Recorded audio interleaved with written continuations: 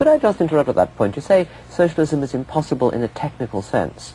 Now, what exactly do you mean by that? Socialism assumes that all the available knowledge can be used by a single central authority. It overlooks that the modern society, which I now prefer to call the extended order, which exceeds the perception of any individual mind, is based on the utilization of widely dispersed knowledge. And once you are aware that we can achieve that great utilization of available resources only because we utilize the knowledge of millions of men, it becomes clear that the assumption of socialism that a central authority can command all this knowledge is just not correct. So what you're doing is you're turning on its head the common point one often hears from the left, that because the problems of modern society are so difficult, that they require planning. You're saying because they're so complex, they make planning impossible.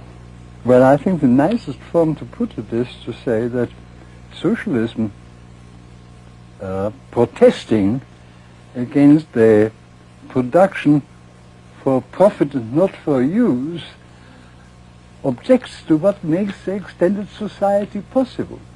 Production for use is only possible in a society where we know all the facts. But to achieve the situation where we are all working for people whom we do not know and are being supported by the work of people we do not know is made possible because we produce for profit. Profit is a signal which tells us what we must do in order to serve people whom we do not know. Yes. Now, you and von Mises put forward this criticism in the 20s.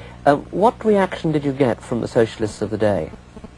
What reply did they make to that fundamental criticism? They were unwilling to admit the factual argument. They preferred to withdraw on the fact. This is a difference of values on which science cannot decide. Once you accept the socialist values that we must be guided by a conception of just distribution, all the factual arguments are irrelevant. Well, of course, the factual arguments prove that the just distribution is impossible unless the distributor knows all the facts.